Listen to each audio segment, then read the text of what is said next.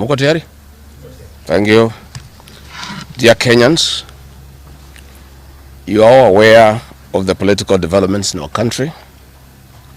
We are standing at a point of economic, political, and social nosedive as a nation. As a country, we, the people of Kenya, are being treated by William Ruto as less Kenyans at any given moment. Driven by the resolve for a better Kenya and patriotism, I've heard a call from the people of Kenya to speak into the matters that are of concern to them and all of us for our common good. On the 7th of July 2025, during the 35th anniversary of Sabasaba, Kenyans from all walks of life led by Gen Zs, unarmed and peaceful, went to the streets. This is not the first demonstration that has happened in Kenya this year where lives have been lost and property destroyed.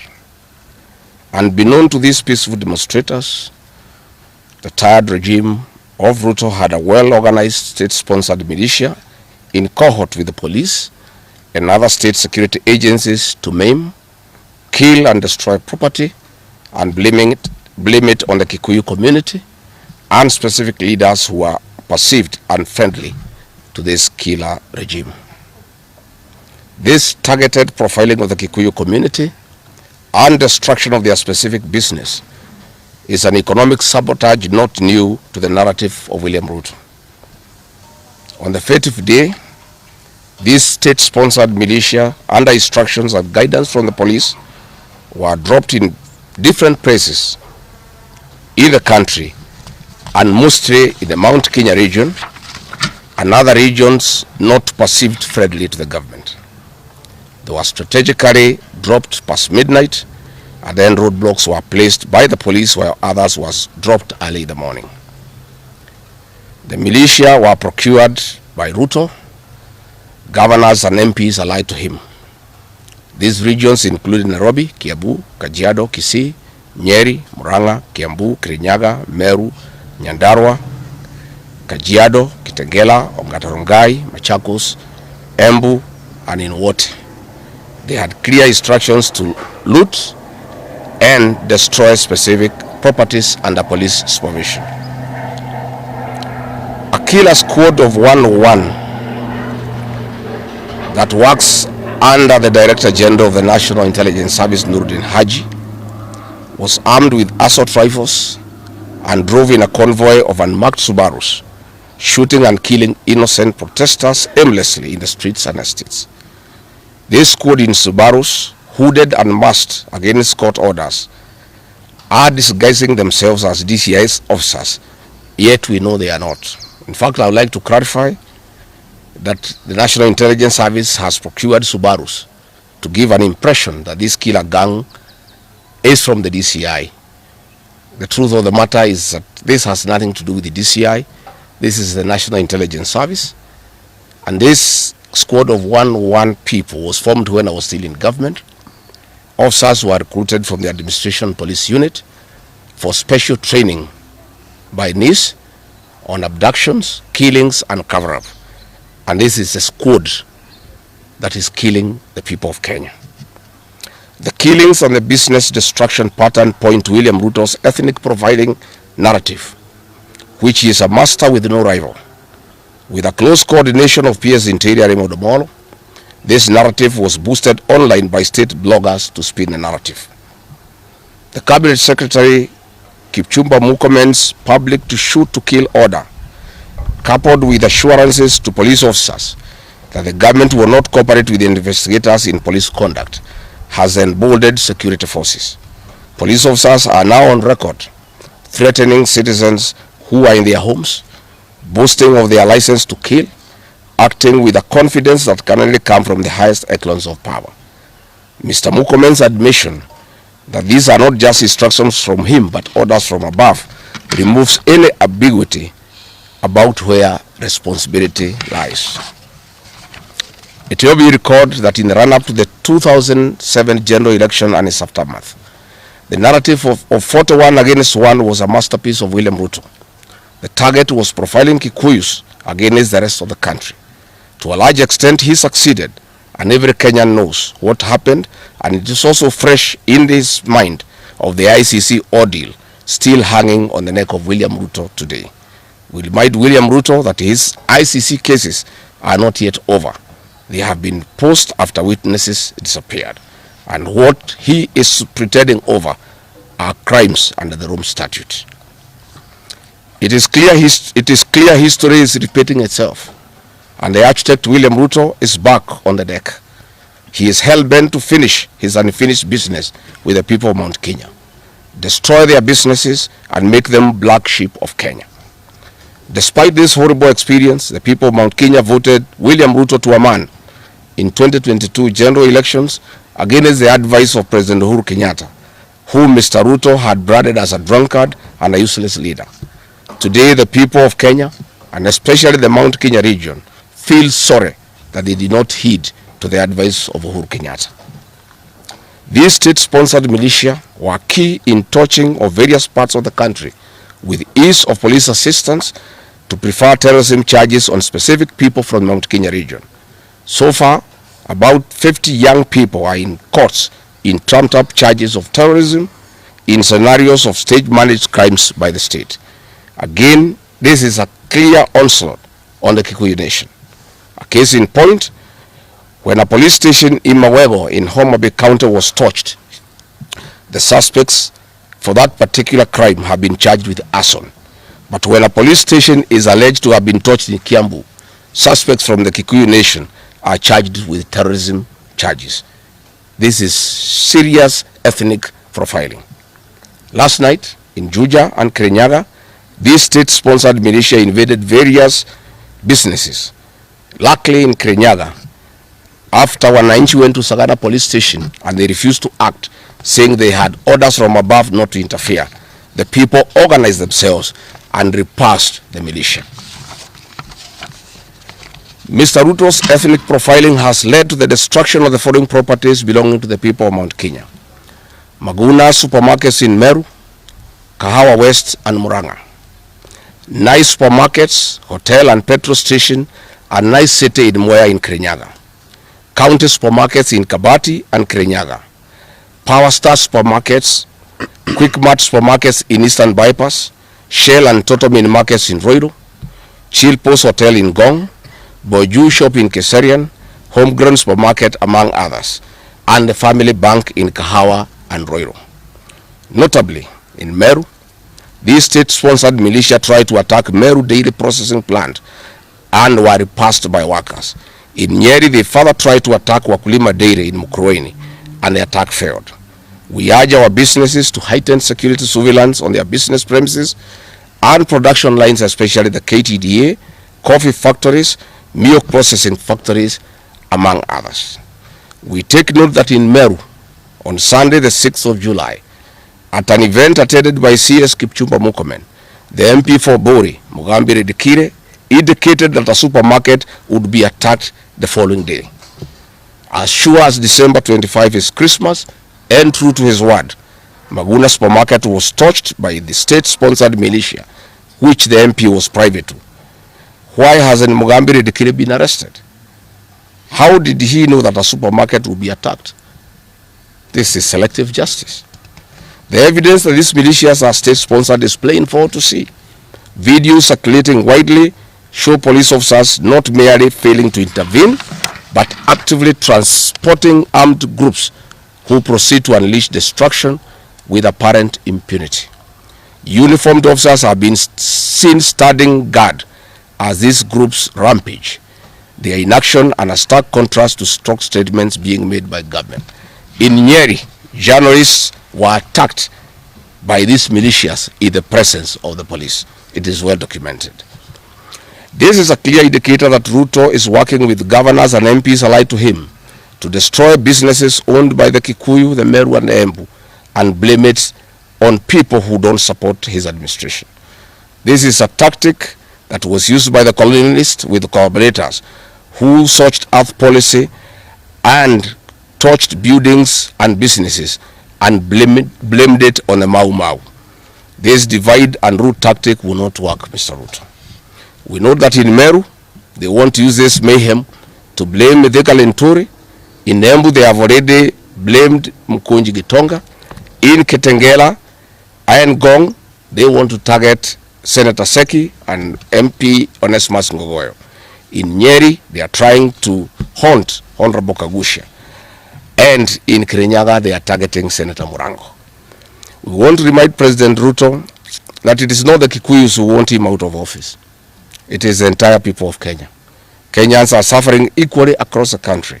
That is why Kenyans have said, if you, Mr. William Ruto, believe that it is the Kikuyus who want you out, then all Kenyans are Kikuyus. I want to thank the people of Kenya for standing out against this tribal profiling of the Kikuyu.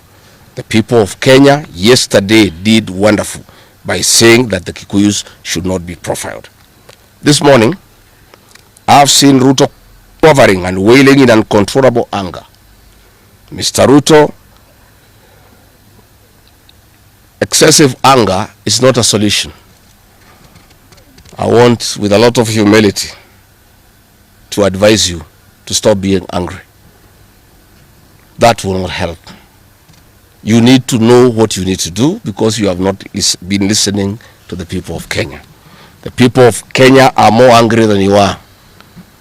They are angry because you have overtaxed them. There is wanton corruption. There is abductions and extrajudicial killings. There is ethnic profiling and other ills that bedevil your administration. If you want to be calm, please abolish the housing levy and give dignity to the payslip. I have heard you saying that you cannot give jobs to the young people. Please restore the dignity of the payslip. Restore the capacity of the middle class. The middle class will give jobs to these young people. Stop killing and profiling the young people. Listen to them.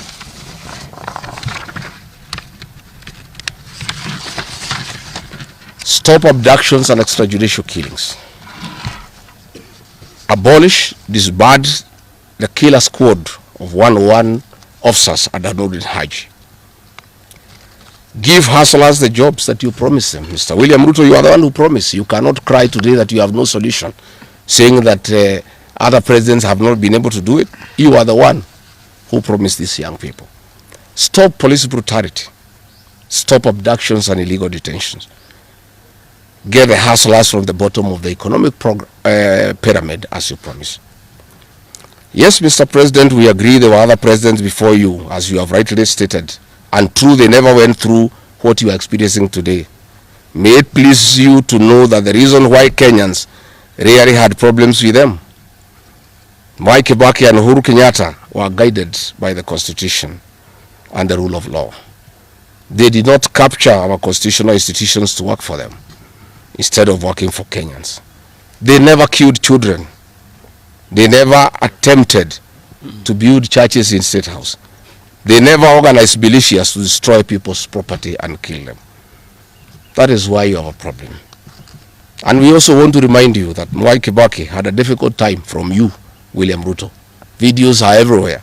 You cannot say that Mwai Kibaki did not face resistance. It's on record that you gave hell to President Kenyatta for 5 years. So it is hypocritical for you to allege that Mwai Kibaki and Uhuru Kenyatta had a very easy time. Most of the problems Mwai Kibaki and Uhuru Kenyatta had came from yourself, and it's on record. We want to advise you that the one-term movement is not getting you out of power outside the Constitution. Mr. President, nobody wants to throw you. Nobody wants to overthrow your government. Nobody wants you out of power through unconstitutional means. Mr. President, I and the people we work with are on record. We want to remove you from State House through the ballot in 2027. This narrative you are creating that there is an attempt to overthrow your government is for you to have the opportunity to use the Terrorism Act to profile communities and to persecute leaders who are opposed to your administration. Please relax. We want you to serve your one term. Nobody wants you out of government, and constitutionally, nobody has any plan to overthrow your administration, Mr. President. We want to face you on the ballot in August 2027. So just relax and stop crying wolf that anybody wants you out of office unconstitutionally.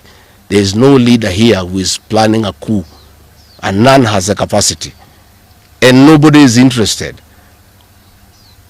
The leaders in this country, and indeed 95% of the Kenyan population, want to humiliate you at the ballot. They will relish that moment.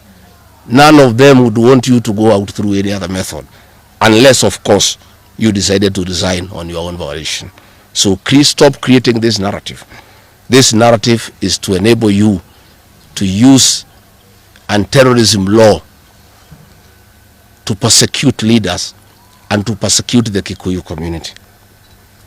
If you speak out online, Mr. President, you want to use the Terrorism Act to harass people. If you dare challenge your administration, you want to use the Terrorism Act to deal with people who are opposed to your administration.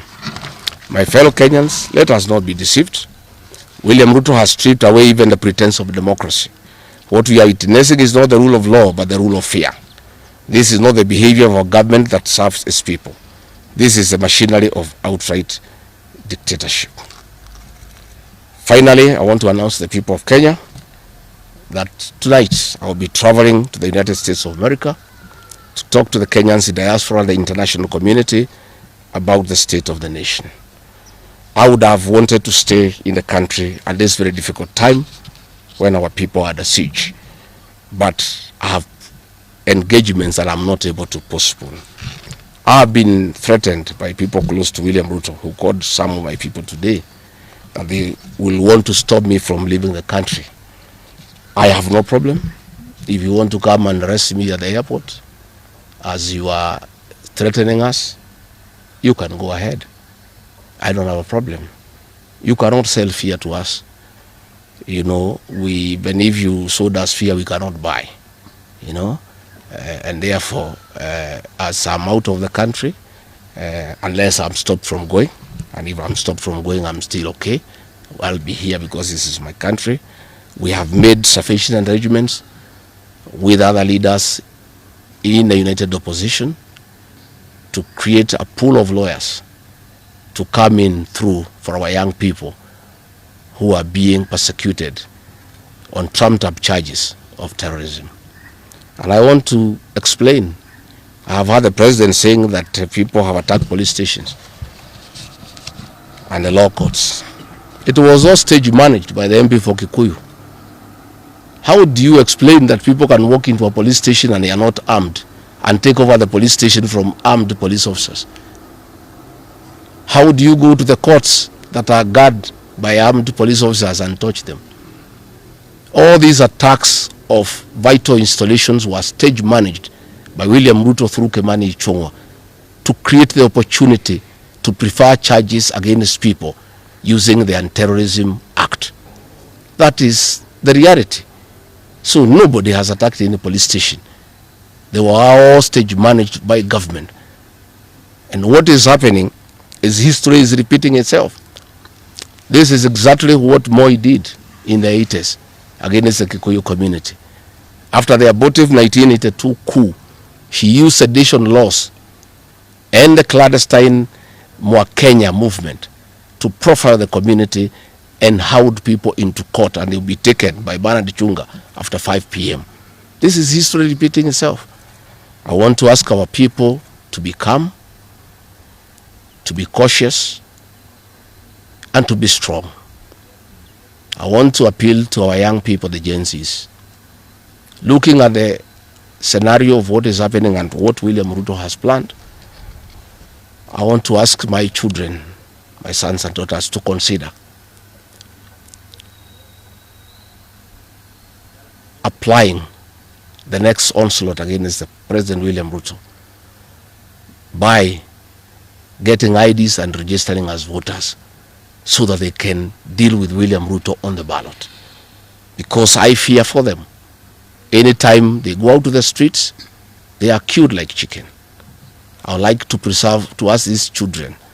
We would like to live with them. We would like to see them grow. And when we look at the desperation of William Ruto and the brutal force he is using against these children and the use of state militias to attack them, I'd like to plead with them to consider to join us, we in the opposition, by registering as voters. And in 2027, we'll be able to get rid of President William Ruto. William Ruto, finally, let me ask you a question. The Kikuyu nation, the Mount Kenya people, you call tribalists every day.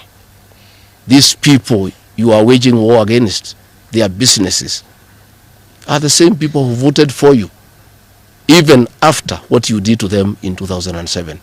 They forgave you and considered you as a person they can elect as president. You have turned against the community. You are trying to mobilize other Kenyans to profile them and to fight them, but they have refused.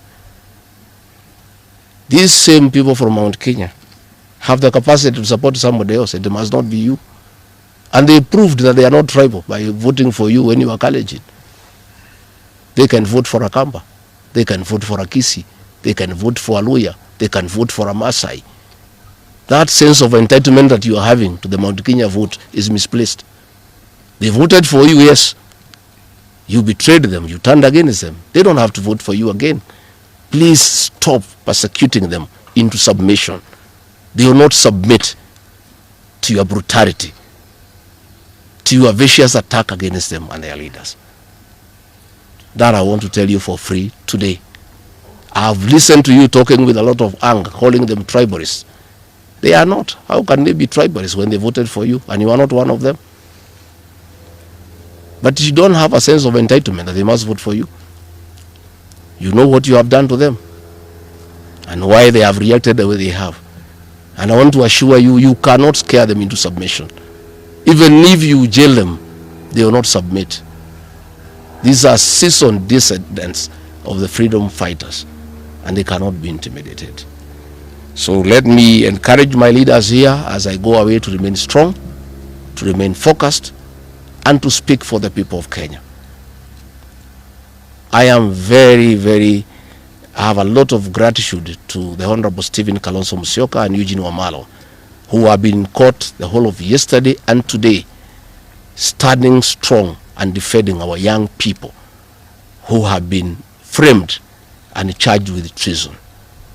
For those two leaders, I want to give them the gratitude of my community and our leadership. They have come through for a community when it's under siege, and we are indeed very grateful. I want to ask our leaders here to be vigilant and to continue speaking out to the people of Kenya. Should the situation get out of hand and I need to cut my trip short and come back to join the other leaders in defending our people and speaking for them, I will gladly do so. Thank you very much. Good. That's comprehensive. I don't think iko maswali hata kidogo. Labda ile wapi ya